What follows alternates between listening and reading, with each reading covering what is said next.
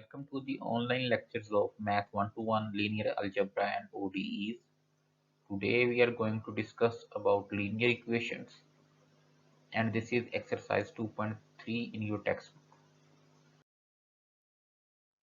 Definition: a first order differential equation of the form is said to be linear equation in the dependent variable y. When g of x is equal to 0, the linear equation 1 is said to be homogeneous. Otherwise, it is non-homogeneous.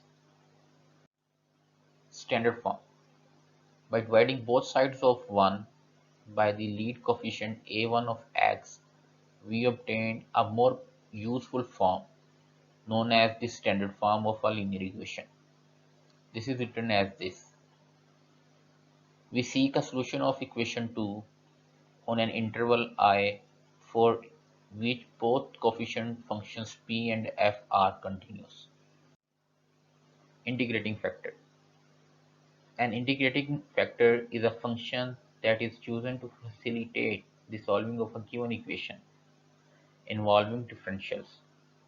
It is commonly used to solve ordinary differential equations. This is the general form of the integrating factor. Solving a linear first order differential equation. Step 1. Put a linear equation of form 1 into the standard form 2 like this. Step 2. From the standard form, identify p of x and then find the integrating factor with this formula. Step 3. Multiply the standard form of the equation by integrating factor. The left hand side of the resulting equation is automatically the derivative of the integrating factor and y, as expressed in this equation. Step 4. Integrating both sides of this last equation. Example 1. Solving a homogeneous linear differential equation. We are going to solve this differential equation. This linear equation can be solved by separation of variables. Alternatively, since the equation is already in the standard form, by comparing given equation with standard form, we can see that p of x is equal to minus 3. So the integrating factor would be equal to this, and when we will solve the integrating factor, the answer is e power minus 3x. Now we multiply the given equation by this factor and recognize that as this. And it is the same as this, as expressed in the step 3 of the previous slide. So integrating both sides of the last equation, we will get this relation, and solving this relation for y gives us the solution equal to this. Example 2. Solving a non-homogeneous linear differential equation. So this is a non-homogeneous linear differential equation and its right side is equal to 6. This is also in the standard form, and when we will compare this equation with the standard form, we will find p of x equal to minus 3. So the integrating factor is expressed by this formula, and solving this formula will give us e power minus 3x. Now multiplying the standard form of the given equation by this integrating factor, we will get this equation. We can write this equation in the form of this according to the step 3 of the slide number 2. Integrating both sides of the last equation gives us this answer, and solving this equation for y gives us the solution of the given differential equation.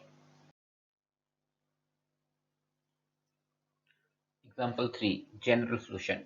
We are going to solve this differential equation. We can observe that this differential equation is not in the standard form. So by dividing with the leading coefficient, we will get this equation. So this is in the standard form, and by comparing this with the standard form we can observe that p of x is equal to minus 4 by x. So finding the integrating factor with this formula and using these two properties of logarithm, the answer would be x power minus 4. We multiply the standard form of the given equation with this integrating factor and recognize that the differential equation is the same as this according to the step 3 of the slide number 2. Now we will integrate both sides, and integration by parts will be applied to get the general solution as this. So solving this equation for y, we will get the solution for the given differential equation as this.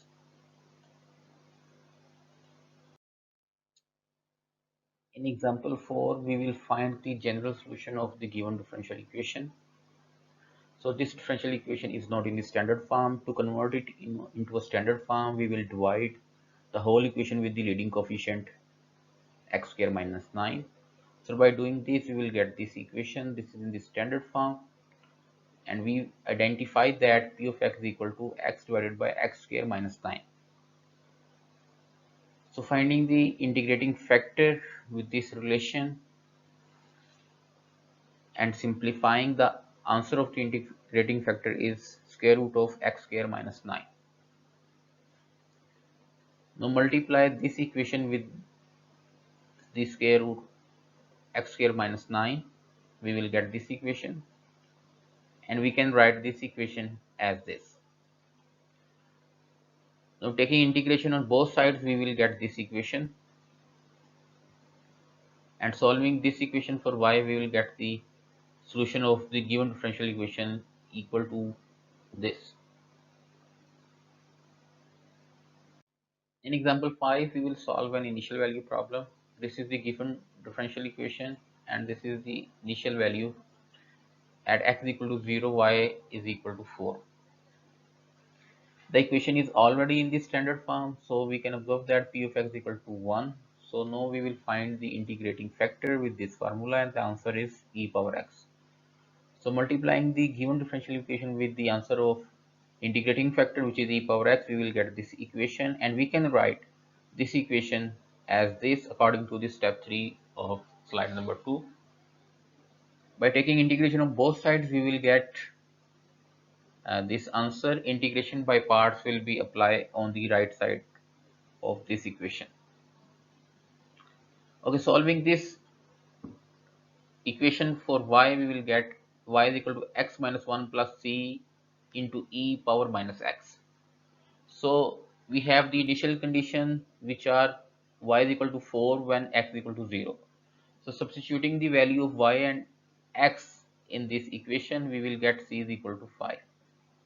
Now putting back the value of c is equal to 5, we will get this answer of the given differential equation